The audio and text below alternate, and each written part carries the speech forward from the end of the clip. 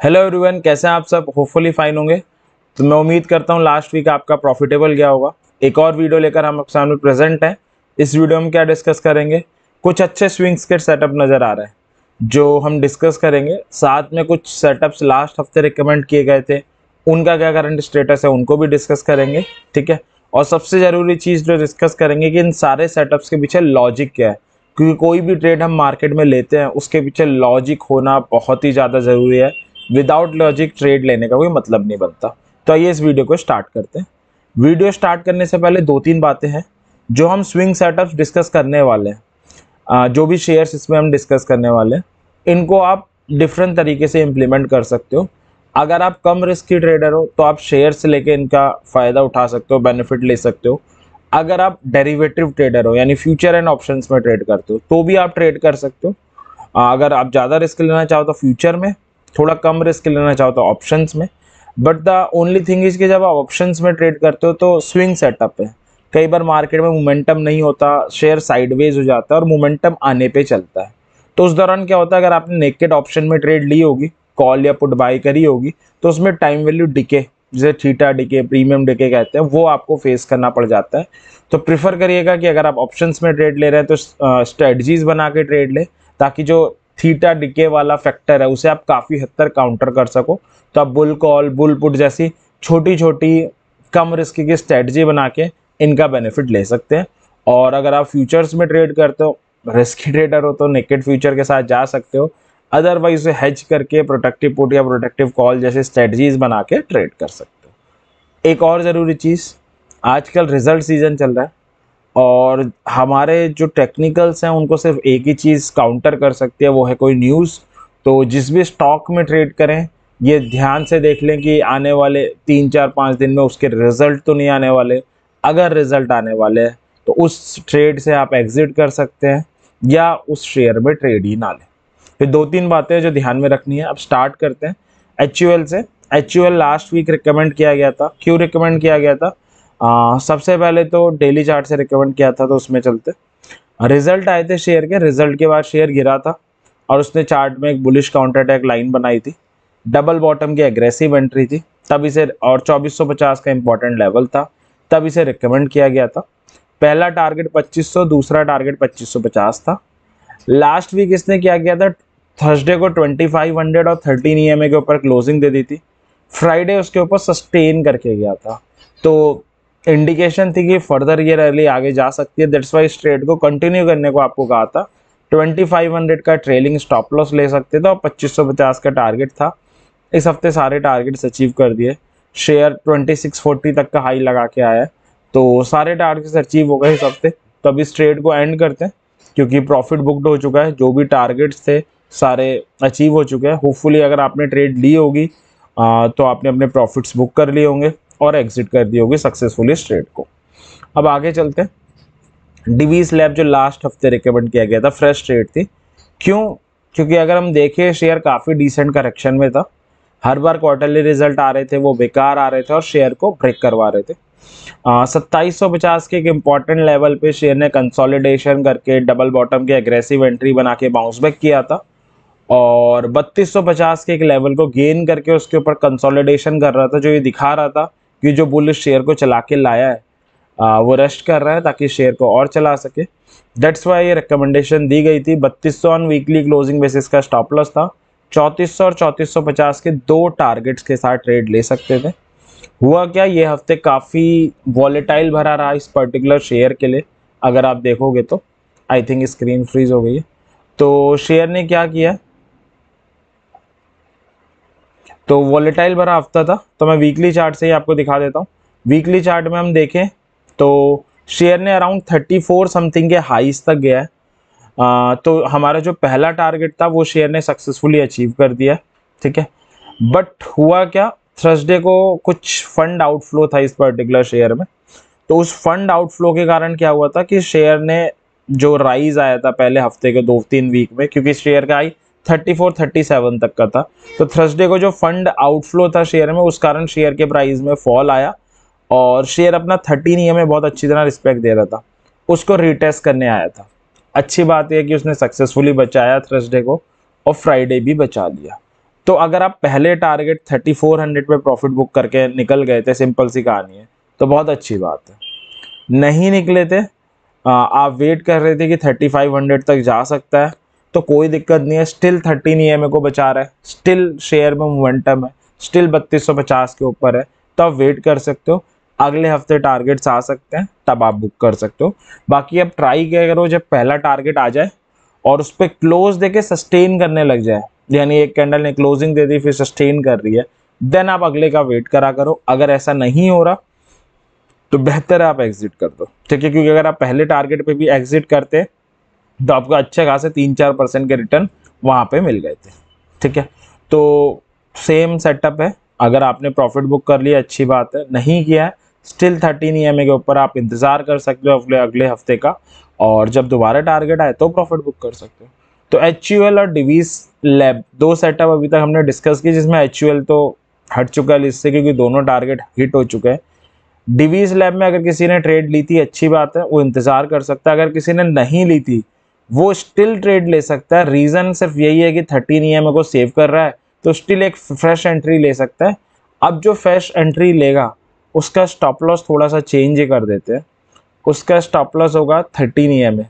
तो 13 EMA on daily closing basis का आप स्टॉप लॉस रख सकते हो, और टारगेट आपके सेम रहेंगे 3400 और 3500 का, ठीक है। अब अगले सेटअप में चलते हैं, नया फ्रेश सेटअप इस हफ्ते का, फेडरल बैंक।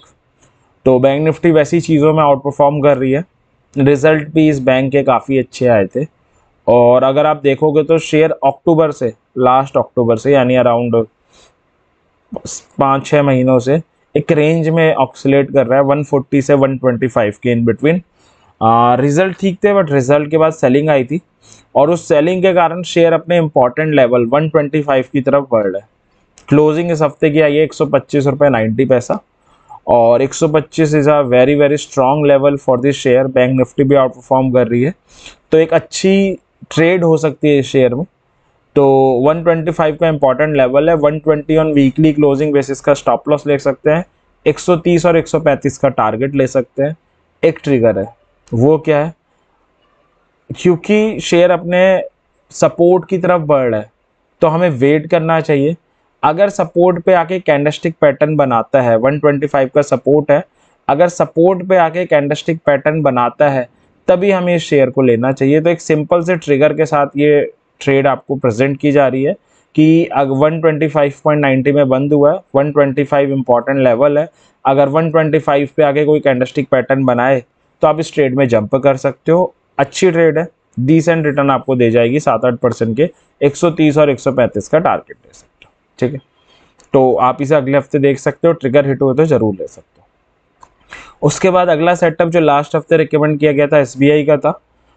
SBI ने डबल बॉटम की एग्रेसिव एंट्री बनाई थी 500 रुपये के अराउंड, वहाँ से शेयर काफ़ी अच्छा बाउंस बैक किया शेयर ने बैंक निफ्टी के साथ, और शेयर ने 2 हफ्ते पहले 575 के एक इम्पॉर्टेंट लेवल को गेन किया था। पिछले 2 हफ्ते से उसके ऊपर सस्टेन करने का ट्राई कर रहा है। हमने लास्ट हफ्ते रिकमेंड किया था तब भी सस्टेन कर रहा था, इस हफ्ते भी इसने यही किया, 575 के ऊपर सस्टेन किया है। इट्स अ इंडिकेशन बुल आगे बढ़ने की तैयारी कर रहा है। 599 के टारगेट के साथ आप बाय कर सकते हैं। 570 on weekly closing basis stop loss होगा। एक अलर्ट है, अलर्ट क्या है, अलर्ट ये है कि भाई 18 मई को इसके रिजल्ट आ रहे हैं, तो इस शेयर को थोड़ा कॉशियसली आपको देखना है। 18 मई से पहले पहले जो भी प्रॉफिट आ रहा है उसे बुक करके निकल जाना है, क्योंकि ये रिस्क है। हो सकता है रिजल्ट वैसे तो अच्छे आने चाहिए, नो डाउट, बट अगर बेकार आते हैं तो आप फंस भी सकते हो। तो रिजल्ट है 18 मई को, इसका ध्यान रखना इस ट्रेड में, बस और कोई दिक्कत नहीं है। बाकी सेटअप अच्छा बना हुआ है। अगर आपने ट्रेड ली थी तो अच्छी बात है, आपको डिसेंट इंतज़ार कर सकते हो, अभी प्रॉफिट नहीं हो रहा है। और आपने नहीं ली थी, आप फ्रेश सेटअप भी ले सकते हो, बट 18 से पहले आपको एग्जिट करना ही करना है। और अगर आप डेली चार्ट भी देखोगे तो डेली चार्ट में जो शेयर है वो स्टिल 13 EMA के ऊपर ऑक्सीलेट कर रहा है, तो आप उसे ले सकते हो, ठीक है। अब हम चलते हैं अगले सेटअप की तरफ, भारत फोर्जे। शेयर का जो ऑल टाइम हाई है 900 के आसपास का है, वहाँ से शेयर डिसेंट करेक्शन में आया है। ऑटो सेक्टर के रिजल्ट काफ़ी अच्छे आ रहे हैं, आयशर मोटर, टाटा मोटर, मारुति, सब ने काफ़ी एनकरेजिंग रिजल्ट पोस्ट किए हैं। शेयर एक इम्पोर्टेंट लेवल पे है 750 के, जो इम्पोर्टेंट लेवल है गैन प्रोस्पेक्टिव से भी, टेक्निकल प्रोस्पेक्टिव से भी। 740 का ऑन वीकली क्लोजिंग बेसिस का स्टॉप लॉस है, ट्रेड ले सकते हो। 774 और 800 टारगेट होंगे, सिर्फ एक ट्रिगर है। डबल बॉटम की एग्रेसिव एंट्री बना सकता है 750 के लेवल पे, ठीक है।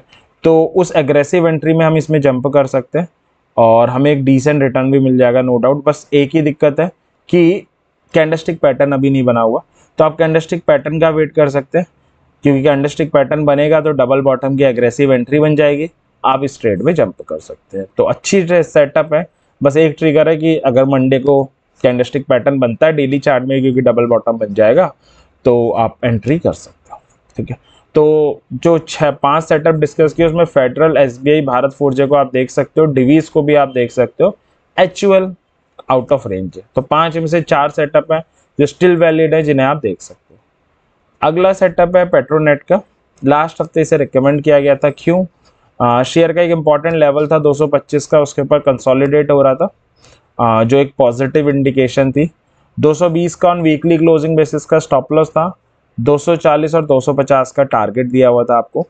इस हफ्ते शेयर में बाउंस बैक तो आया है, शेयर 233 तक भी गया है, बट अनफॉर्चुनेटली पहला टारगेट नहीं अचीव कर पाया।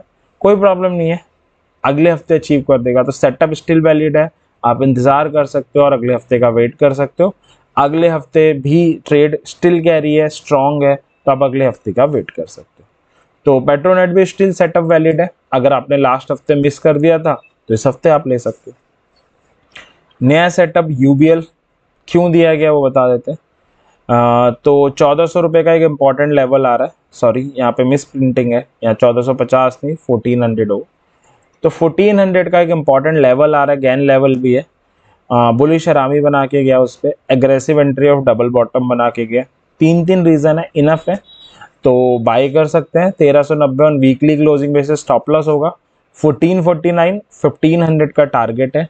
एक ट्रिगर है, वो क्या, डेली चार्ट में हल्का सा 13 EMA के नीचे क्लोज देकर गया है फ्राइडे को। तो ट्रिगर सिर्फ इतना सा है कि अगर मंडे को ओपन कर देते हैं, ओपन एंड सस्टेन करे अबव 13 EMA, तो आप जंप कर सकते हो ट्रेड में। एक डिसेंट रिटर्न की ट्रेड ये भी है। तो अभी तक हमने 7 सेटअप डिस्कस किए, जिसमें 6 स्टिल वैलिड हैं, जिनको आप मंडे को अप्रोच कर सकते हो और उसमें लॉजिकली ट्रेड कर सकते हो। लास्ट सेटअप है रेन इंडस्ट्री। शेयर एक डिसेंट करेक्शन में है और शेयर का एक बड़ा इंपॉर्टेंट लेवल आ रहा है 150 रुपीज़ का।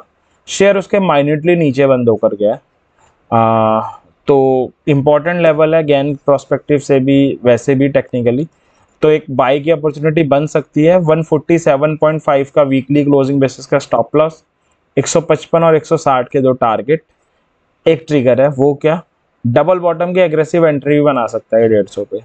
तो कैंडलस्टिक पैटर्न का वेट कर सकते हैं डेली चार्ट में। अगर कैंडलस्टिक पैटर्न बनता है तो डबल बॉटम की एग्रेसिव एंट्री बन जाएगी और आप अगले हफ्ते इस ट्रेड में जंप कर सकते हो। तो हमने 8 सेटअप डिस्कस किए, जिसमें 7 सेटअप स्टिल वैलिड हैं, जिनको आप देख सकते हो अगले हफ्ते और अकॉर्डिंगली ट्रेड कर सकते हो। एचयूएल जो है वो प्रॉफिट बुक्ड हो चुका है, बास्केट से निकल चुका है। तो मैं उम्मीद करता हूँ ये जो सेटअप्स हैं अगले हफ्ते आपकी लॉजिकल एंड प्रॉफिटेबल ट्रेड करने में हेल्प करेंगे। इसी विश के साथ इस वीडियो को एंड करेंगे। वीडियो पसंद आई हो लाइक जरूर करें, चैनल को सब्सक्राइब भी कर दें, ताकि हम ऐसी और वीडियो लेकर आएँ तो आपको पता चलता रहे, आपको सीख सको और मोटिवेट हो सको लॉजिकल ट्रेडिंग की तरफ। एक ज़रूरी चीज़, ये जो एनालिसिस है ये मेरी एनालिसिस है, ये मैंने अपने लिए की है कि अगले हफ्ते अगर मैं स्टॉक्स में ट्रेड करूँगा तो किस अप्रोच के साथ ट्रेड करूँगा और किन किन स्टॉक्स में ट्रेड करूँगा। आपकी हार्ड एंड मनी है, आप लगाने जा रहे हो मार्केट में, तो अपनी एनालिसिस ज़रूर कीजिए। इस एनालिसिस से आप हेल्प ज़रूर ले सकते हैं जो मैंने की है, बट अल्टीमेटली एनालिसिस आपकी होनी चाहिए, डिसीजन भी, प्रॉफिट भी एंड लॉस भी। तो इसी विश के साथ ये आने वाला वीक आपके लिए प्रॉफिटेबल हो। वीडियो एंड करते हैं। Thank you very much, happy trading.